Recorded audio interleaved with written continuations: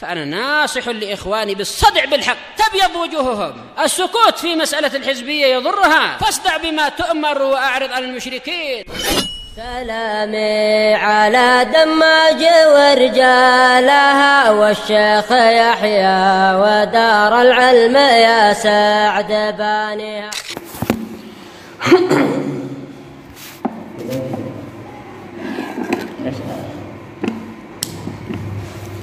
Bismillahirrahmanirrahim.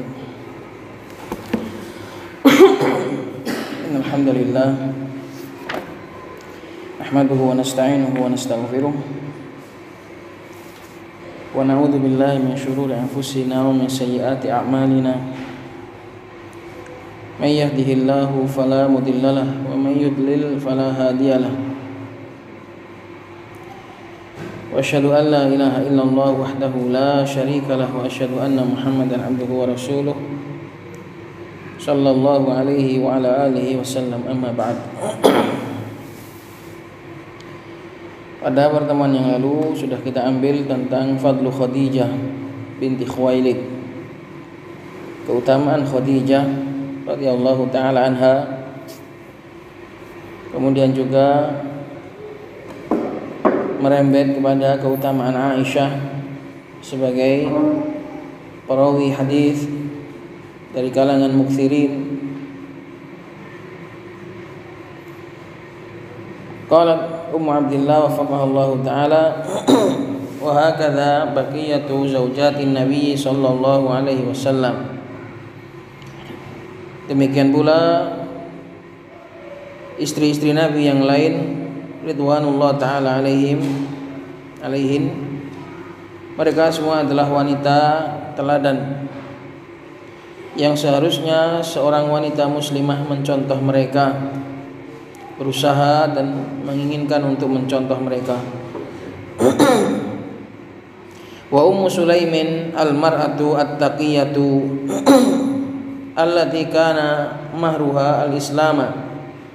Demikian pula di sana ada figur yang lain seperti Ummu Sulaim, ibunya Anas bin Malik radhiyallahu taala anha, al-mar'ah at-taqiyah, seorang wanita yang bertakwa.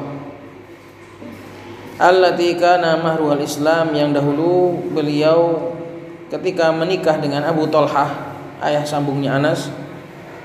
Ummu Sulaim ibunya Anas, tapi Abu Thalhah bukan ayahnya Anas, ayah sambung. Ketika menikah dengan Ummu Sulaim, ketika ingin menikah dengan Ummu Sulaim, Abu Thalhah masih dalam keadaan kafir musyrik. Maka Ummu Sulaim mensyaratkan kepada Abu Thalhah untuk masuk Islam kalau memang mau menikah dengan Ummu Sulaim. Sehingga mahar ini menjadi paling mulianya mahar, yaitu dengan masuknya Islam seseorang ini menjadi paling mulianya mahar para wanita, karena mahar tersebut dibayar dengan mahal, yaitu dengan masuk Islamnya seorang hamba.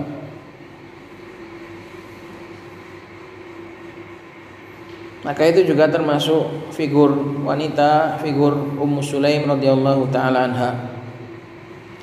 Demikian juga di sana ada figur yang lain. Wa dzakara al-Imam al-Bukhari mu'allaqan fi sahihihi. Demikian juga Imam Bukhari menyebutkan di dalam sahih beliau secara mu'allaq, tidak disebutkan sanad bagian bawah, namanya mu'allaq. Anna Ummat Darda kanat tajlisu jilsatar rajul fi shalah. Bahwasanya Ummu Darda, di sini Ummu Darda adalah as-sughra, karena Ummu Darda ada dua. Istrinya Abu Darda ada dua, satunya sahabat, satunya tabi'in. Istri tua adalah sahabiyah, seorang sahabiyah. Istri mudanya as-sughra adalah tabi'iyah. Yang dimaksud di sini Ummu Darda adalah as-sughra, yaitu Hujaimah bintu Huyai. Hujaimah bintu Huyai, Ummu Darda as-sughra, seorang tabi'in. Kalau Ummu Darda al-kubra seorang sahabiyah, seorang sahabat. Kalau yang kubro namanya Khairah bintu Abi Hadrad.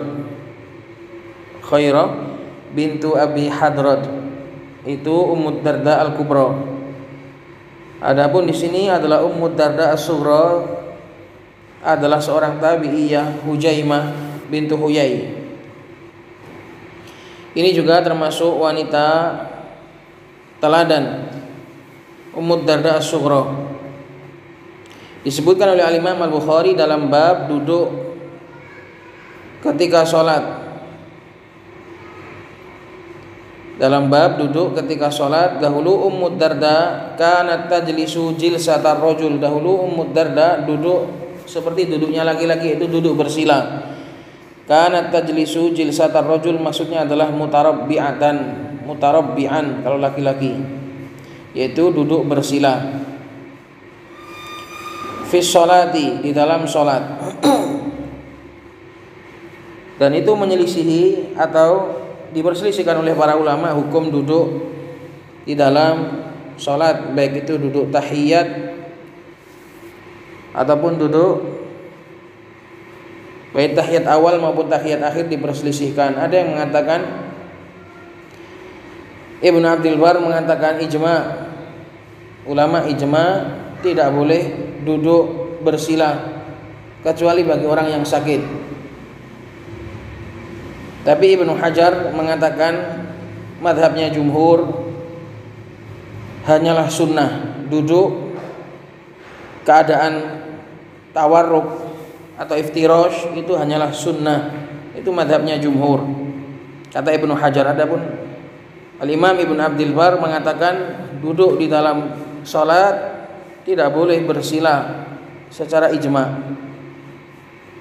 Tapi ijma'nya yang dinukilkan oleh Ibnu Abdul Bar dibatalkan oleh Al-Hafidz Ibnu Hajar. Nah, di sini Al-Imam Al-Bukhari mendatangkan kisahnya Ummu Darda, bahwasanya Ummu Darda dahulu termasuk orang yang mengamalkan duduk bersila di dalam sholat.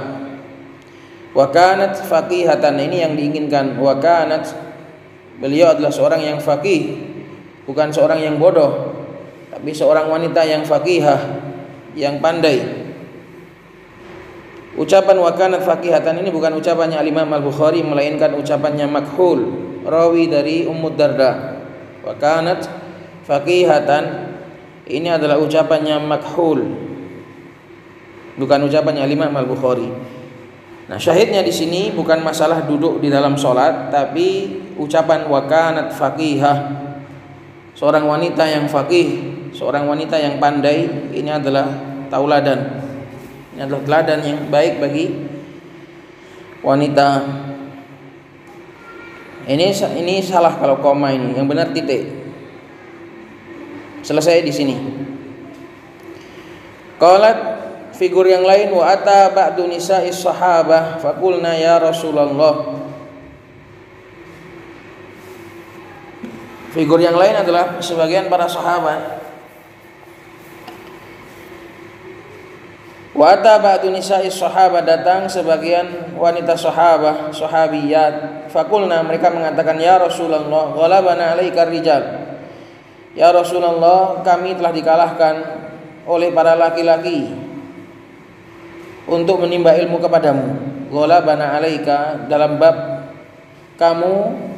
kami kalah dengan para laki-laki. Faj'al lana min nafsika yauman tu'allimuna fihi mimma 'allamaka Allah.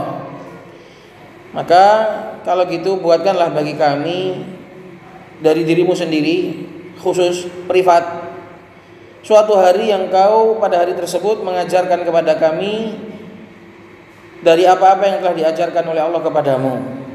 Kalau mengandalkan jadwal sama laki-laki, kami kalah Rasulullah. Jadi kami harus dibuatkan jadwal khusus, dibuatkan taklim khusus. Kalau enggak, kami kalah.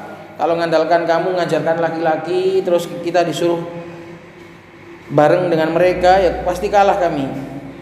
Karena kami enggak bisa bergerak seleluasa para laki-laki. Faqala lahunna, maka Nabi alaihi salatu wassalam mengatakan, ijtami'na fi yaumi kadza wa kadza. fajtama'na fa'atahunna fawa'adahunna wa amarahunna fakana fima qala lahunna ma minkunna imra'atun.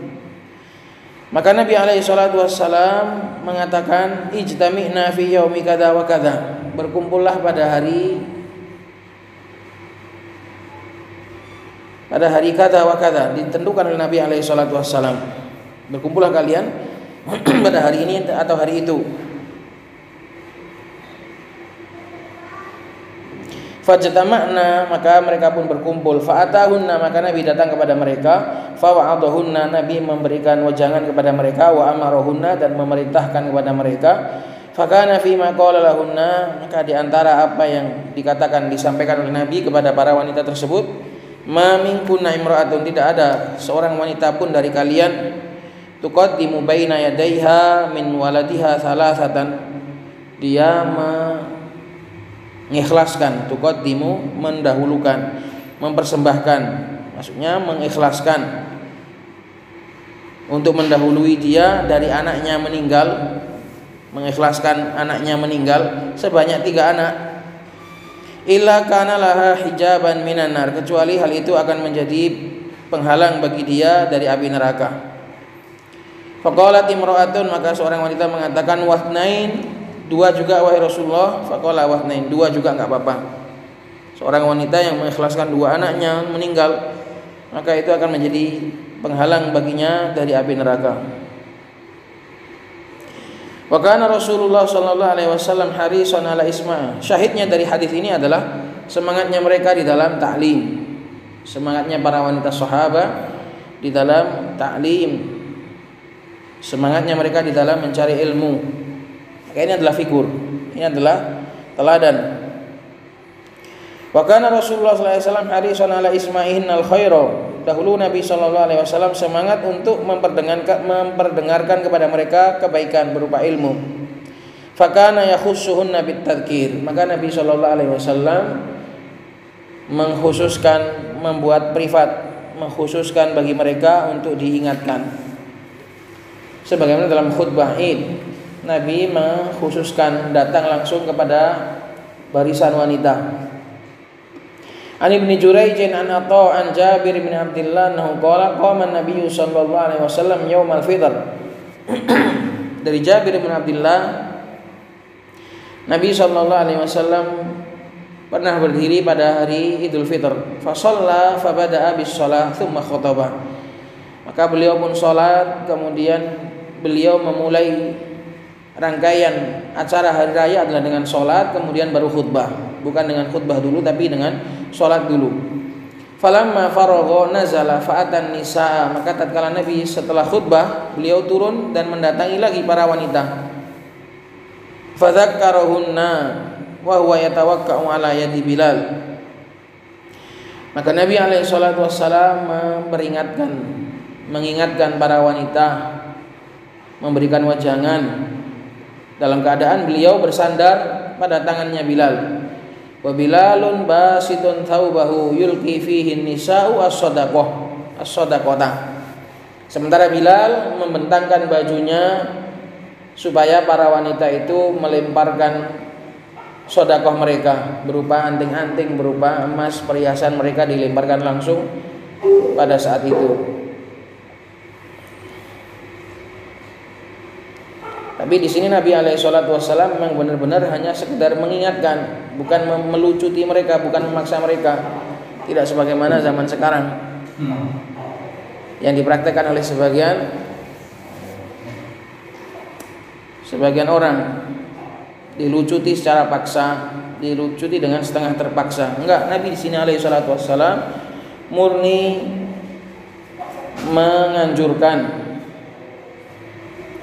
Dan mereka memang dengan penuh kerelaan memberikan sedekah mereka, dan itu pun langsung diberikan kepada kaum muslimin, langsung dimasukkan ke Baitul Mal. Syahidnya adalah Nabi alaihi salatu wassalam mengkhususkan para wanita dengan inayah, dengan perhatian. Wa fi riwayati Ma'nin, di sini saya tidak jelas ini. Yang paling akrab ya saya baca Ma'nin bin Isa. Ibnu Abbas dalam riwayat sebagian rawi, di sini saya tidak jelas apakah benar ini yang dimaksud dalam Ma'an bin Isa ataukah yang lain ataukah salah tulisan. Tapi kalau tulisannya seperti ini, insya Allah yang paling akrab bacanya adalah wa fi riwayati Ma'an bin Isa atau nama rawi yang lain.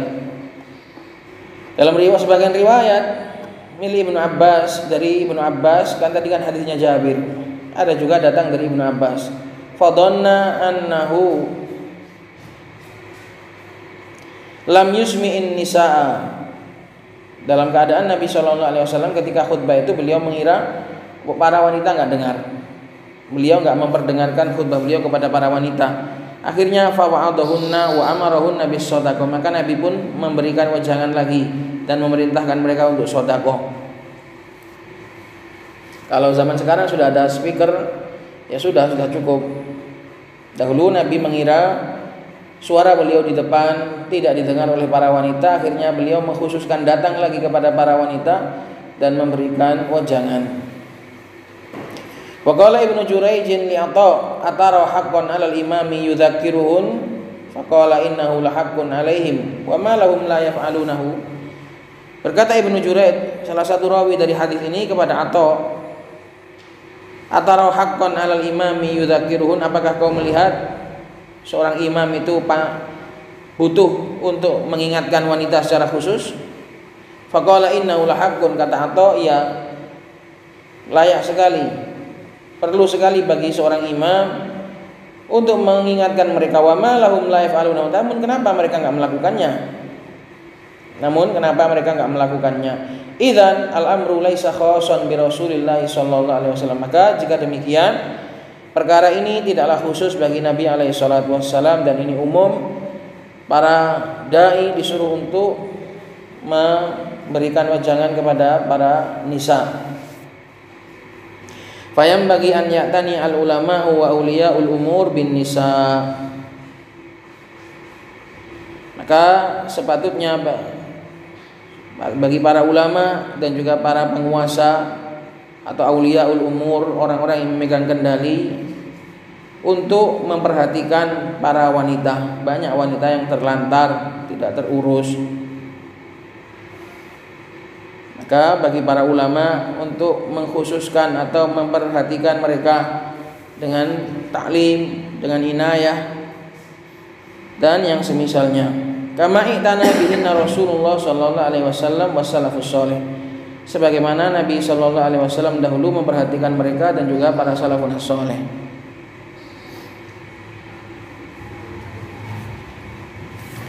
Fayahudnal ilma war riwayat, sehingga mereka bisa mengambil ilmu dan mengambil riwayat. Wa yatahammalna dzalika, dan mereka pun bisa tahammul, yaitu menimba. Tahammul maknanya adalah menimba ilmu.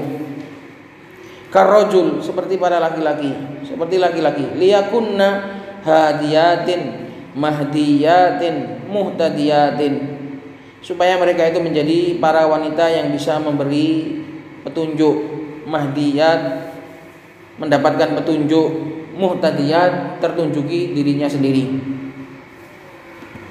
Maka ini bantahan bagi orang-orang KKTN yang mereka mengatakan porsi wanita beda dengan porsi laki-laki. Secara fakta memang iya, secara kenyataan memang iya, wanita tetap nggak bisa mengalahkan laki-laki karena terbatasnya mereka. Tapi kalau secara porsi sama, mereka juga butuh apa yang dibutuhkan oleh laki-laki. Maka mereka karena saking ngototnya untuk mengharamkan TN sampai membuat muhdatsat, akhirnya mengatakan bahwasanya porsi ilmu wanita di bawah porsi laki-laki. Ini enggak benar. Porsi ilmu wanita sama dengan laki-laki, kebutuhan mereka sama dengan kebutuhan laki-laki. Agama ini sama untuk laki-laki dan perempuan. Cuma secara fakta iya, mereka tetap kalah. Secara fakta iya, tapi enggak boleh dikhususkan. Wanita enggak boleh safar untuk thalabul ilmi. Enggak benar. Maka ini pemahaman dari Yaman ini. Di dalam buku ini wa yatahammalna dzalika karrajul. Oleh karena itu mereka-mereka yang membawa pemahaman baru seperti itu enggak tahu pemahaman dari mana. Ini adalah anaknya Syekh Muqbil rahimahullahu taala. Ini adalah ilmu dari Yaman seperti ini. Namun orang-orang yang dari Yaman justru pemahamannya lain, tidak tahu mengambil ilmu dari mana. Maka porsi ilmu wanita yang dibutuhkan wanita sama dengan laki-laki. Adapun faktanya ya tetap kalah. Wa tahammalna dzalika karrajul. Perlu bagi mereka untuk menimba ilmu seperti laki-laki, liyakunna hadiyatin, supaya mereka menjadi wanita yang pengajar, wanita yang bisa memberi petunjuk dan bisa membimbing saudari-saudarinya, mahdiyatin, kemudian para saudari-saudarinya juga mereka menjadi orang-orang yang mendapatkan ilmu, mendapatkan bimbingan, muhtadiyatin, tertunjuki dengan dirinya sendiri. Bedanya hadiyat itu menunjuki orang lain, mahdiyat ditunjuki orang lain, atau kalau enggak minimal muhtadiyat, minimal dirinya sendiri dapat ilmu gitu loh. Kalau enggak jadi hadiyat, minimal muhtadiyat. Mafatih halil khair, sebagai pembuka-pembuka kunci-kunci kebaikan. Maghali qali syarr, menutup pintu-pintu keburukan. Maka wanita juga butuh, karena keburukan juga banyak yang datang dari pihak mereka. Fitnah deras datang dari mereka. Kalau mereka tertunjuki, kalau mereka mendapatkan kebaikan, insya Allah bisa diminimalisir. Fama min ta'atin taqumu 'alal wajhi sahihi illa bil ilm.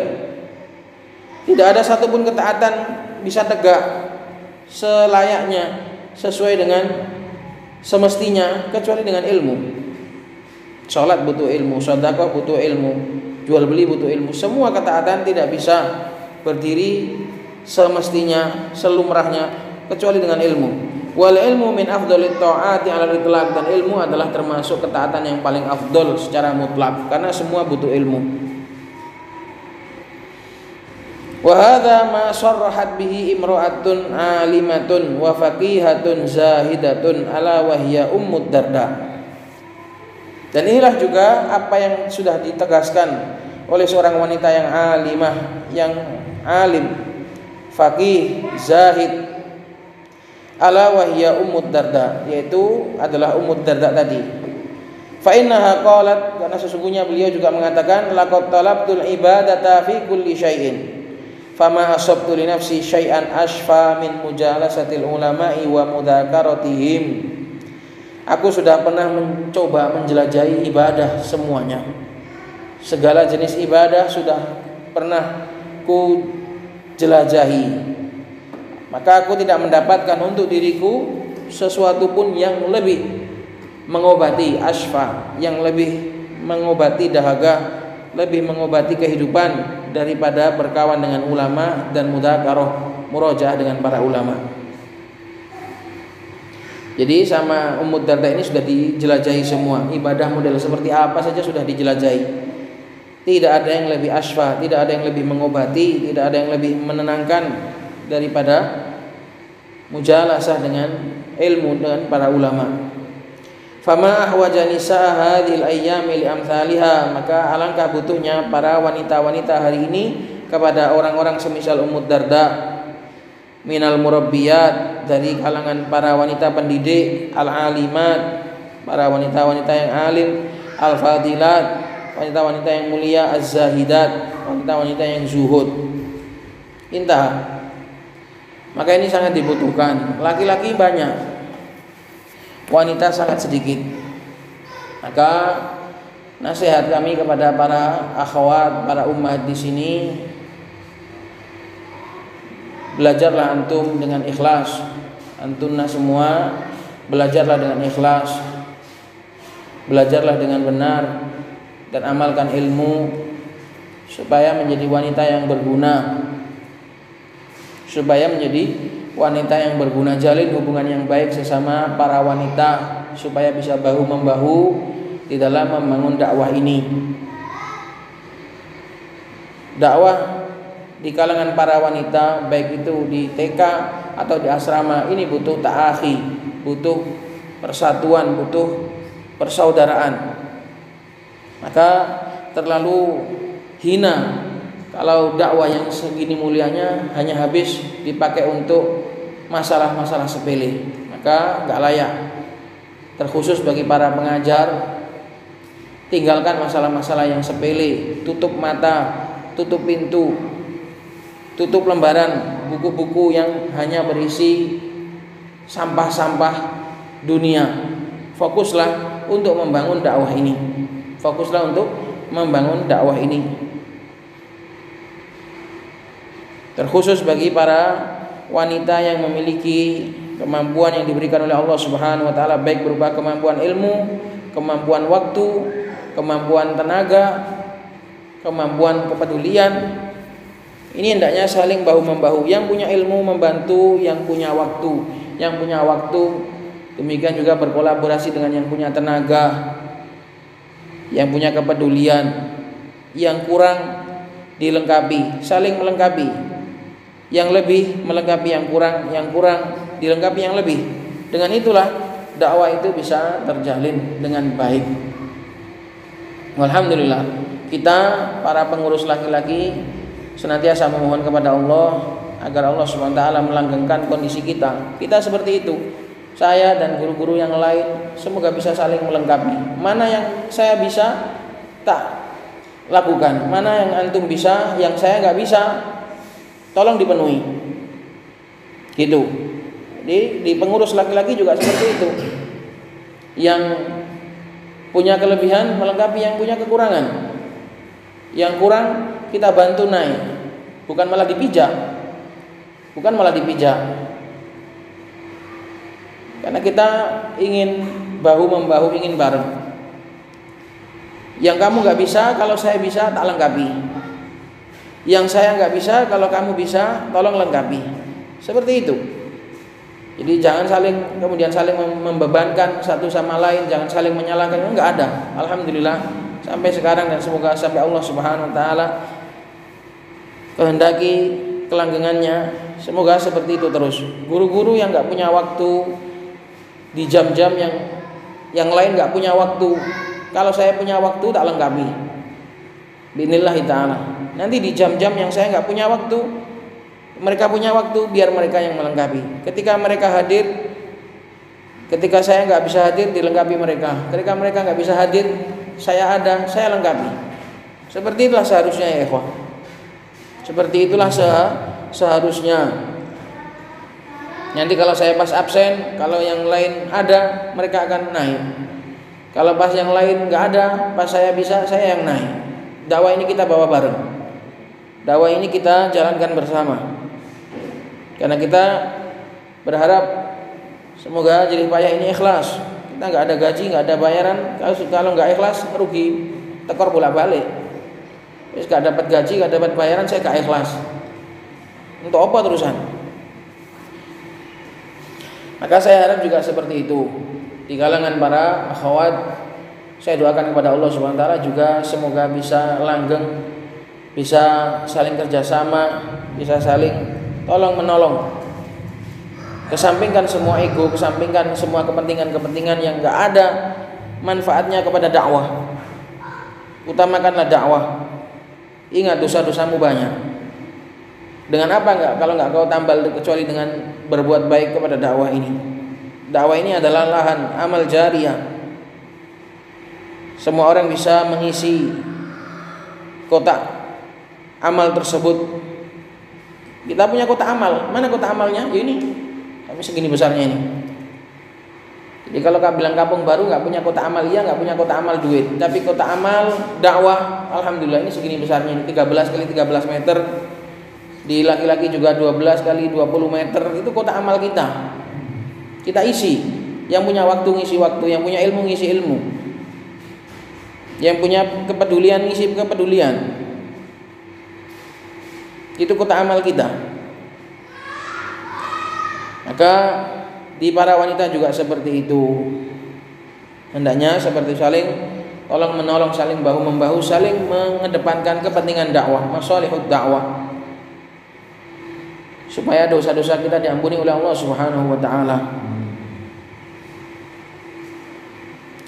Intaha naqlan min kitabi Inayatin Nisa bil Haditsin Nabawi li Masyhur bin Hasan Safha 13. Selesai dinukil dari kitab Inayatun Nisa bil Haditsin Nabawi, inayahnya para wanita di zaman salaf terhadap hadis Nabawi punyanya Masyhur bin Hasan Salman.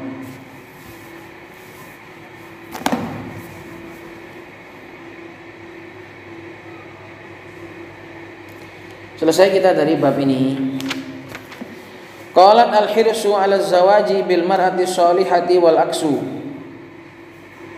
Sekarang berikutnya adalah semangat untuk menikahi wanita shalihah dan sebaliknya. Sebaliknya ini bisa difahami dengan aksan lugawiyan, bisa juga difahami dengan aksan istilahiyan. Sebaliknya itu bisa maknanya itu wanita juga sebaliknya semangat untuk mencari laki-laki yang soleh, itu aksan lugawiyan. Semangat untuk menikahi wanita yang solihah dan wanita juga semangat untuk menikah dengan laki-laki yang soleh, itu makna sebaliknya.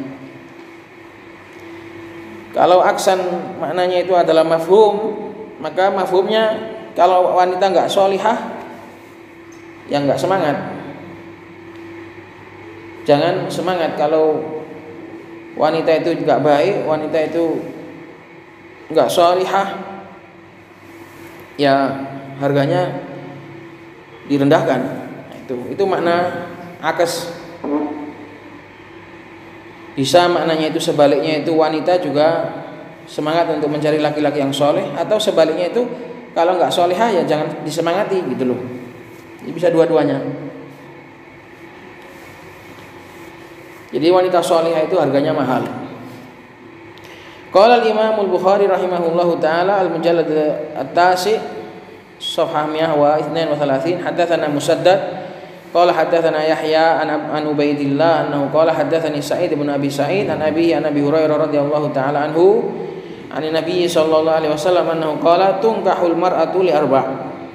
Dari Abu Hurairah, Nabi sallallahu alaihi wasallam beliau bersabda, wanita itu biasanya dinikahi karena 4 perkara. 5 liha, karena hartanya, wali hasabiha, karena kemuliaan keturunannya, kemuliaan nasab, wajamaliha, karena cantiknya, walidiniha, karena agamanya, fatfar bidzatid din taribat yadak.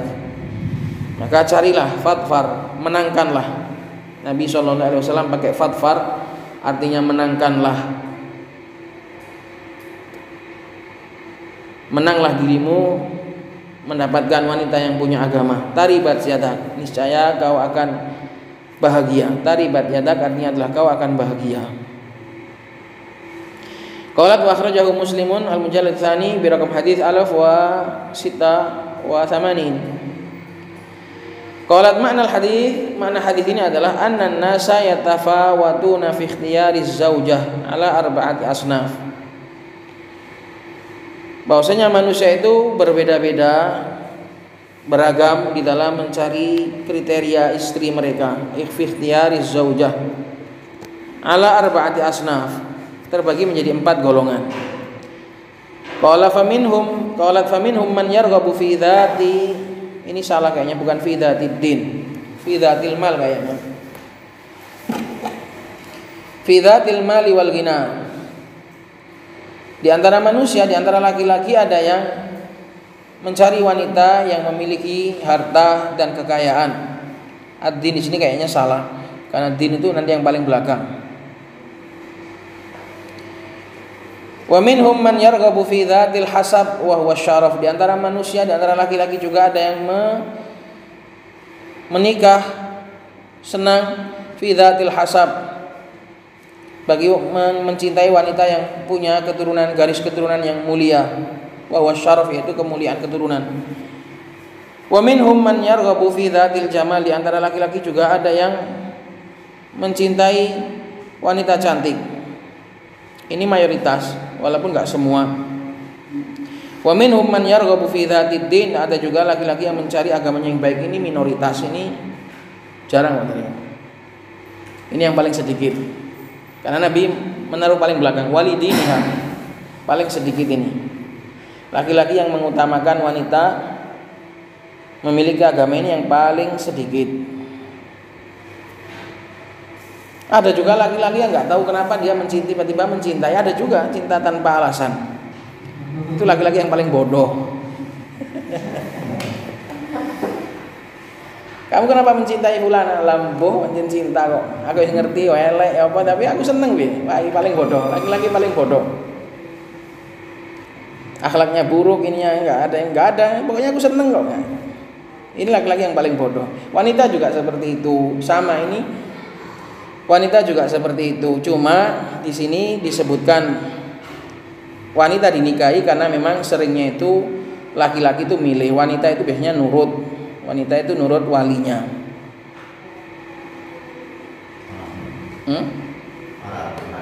Iya, wanita itu nggak milih. Jadi makanya di sini tungkahul mar'ah. Ini macam-macam wanita. Ada yang mencari kekayaan.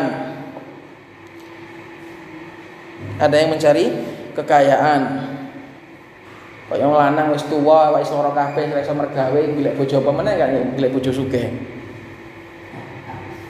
Ya masalah wis capek dia hidup. Wis capek mergawe kan. Hampir ra bisa kok tuwa-tuwa gak apa-apa ya wis. Di presto saiki. Yang penting kaya. Nah itu biasanya laki-laki yang sudah apkir biasanya cari wanita kaya. Ada juga yang semangat dalam keturunan, mencari garis keturunan yang baik, yang bangsawan.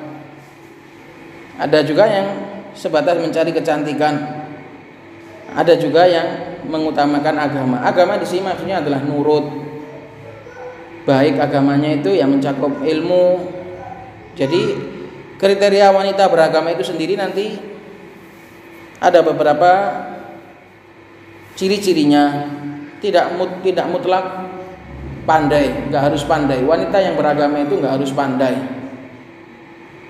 juga nggak harus kemudian memiliki ilmu yang luas, enggak. Yang penting wanita itu nurut. Diajak baik mau, diajak searah satu tujuan itu mau. Itulah wanita yang dzatiddin. Maka manusia terbagi menjadi ini. Adapun yang kelima tadi yang laki-laki yang nggak tahu alasannya, ini nggak masuk. Ini nggak masuk dalam sabda Nabi karena saking bodohnya. Laki-laki yang mencari wanita yang nggak tahu alasannya kenapa pokoknya seneng. Ini karena sangat bodohnya nggak masuk kriteria.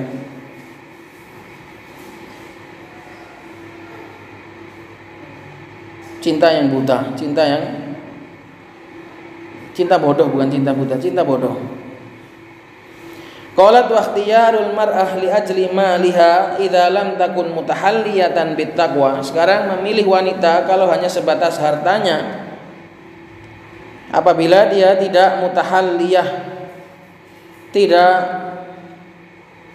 berhias dengan ketakwaan, laisa ala ma yang bagi. Itu enggak layak mencari wanita hanya sebatas karena dia berharta, kemudian enggak mempertimbangkan ketakwaannya, enggak mempertimbangkan kebaikannya. Ini enggak layak, enggak pantas. Apalagi laki-laki kok cari wanita kaya. Mana harga dirimu? Fa inna dzatal mali al-fasiqata.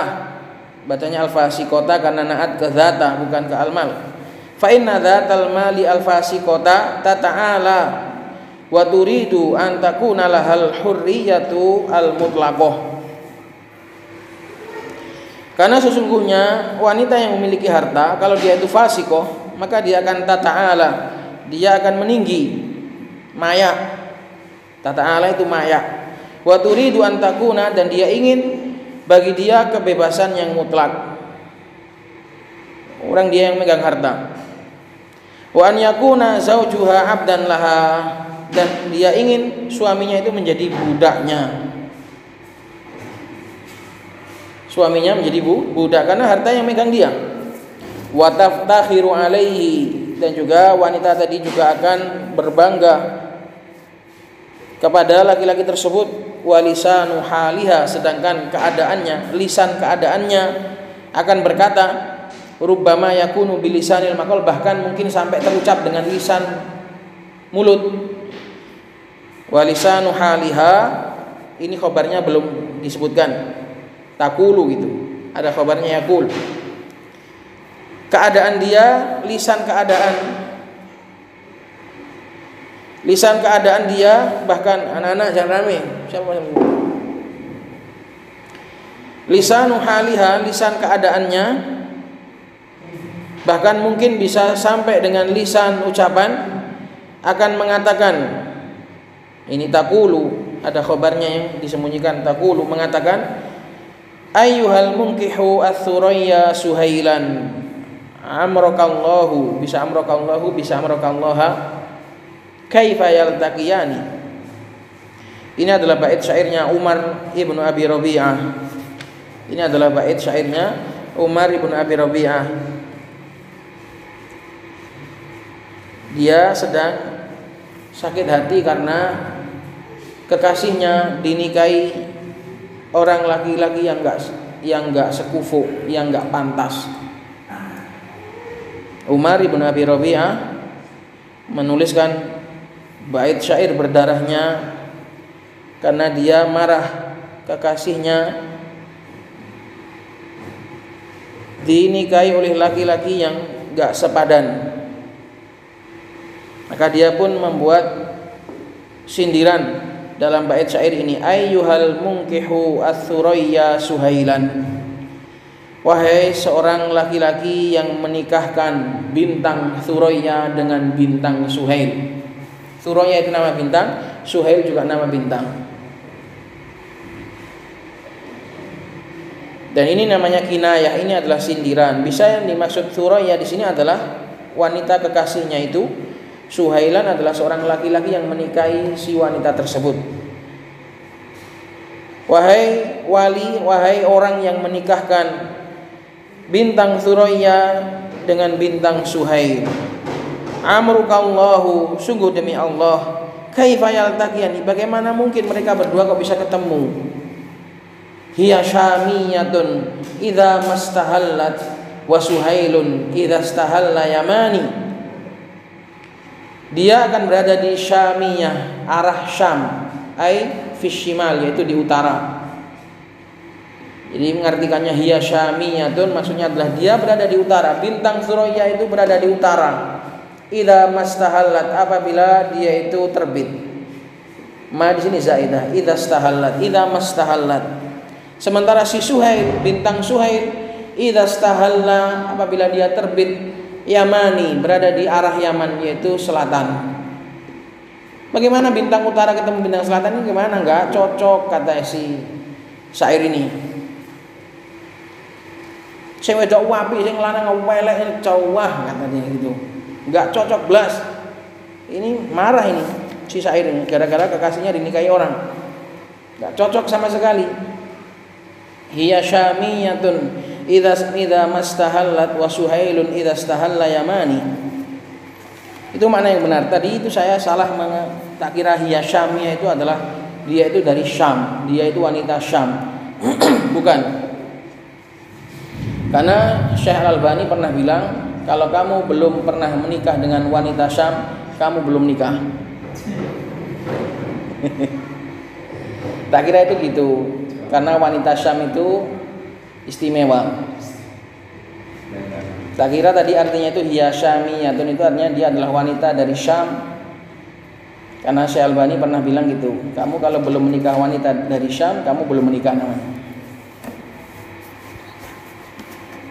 Ternyata enggak gitu. Maknanya adalah hiya syamiyatun, dia berada di utara ketika terbit, sedangkan si Suhail ketika terbit berada di selatan. Gimana kok bisa ketemu antara laki-laki dan wanita yang blas enggak cocok. Nah, wanita yang mayak tadi, wanita yang kaya tadi, kalau menikahi laki-laki yang enggak dia cintai, tiap hari pasti akan ngomong gitu.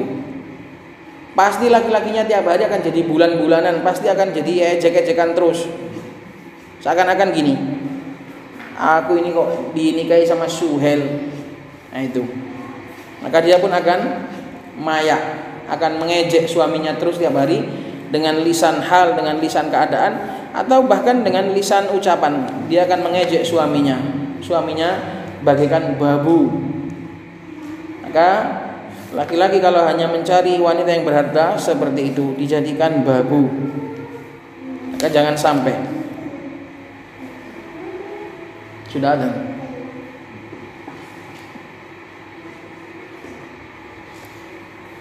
Nanti insya Allah di pertemuan yang akan datang kita ambil kekurangan kalau menikahi wanita yang tidak sesuai sabdanya Nabi alaihi salatu wassalam. Suka duka di dalam mencari jodoh ini.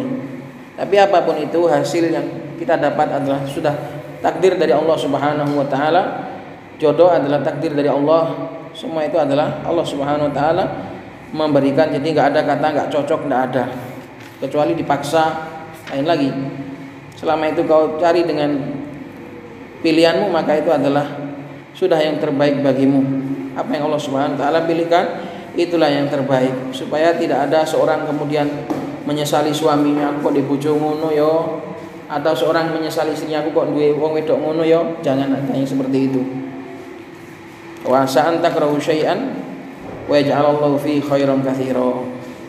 Insyaallah pembahasan ini akan kita lanjut di pertemuan yang akan datang. Semoga bermanfaat. Subhanakallahumma bihamdik asyhadu an la ilaha illa anta astaghfiruka wa atubu ilaik.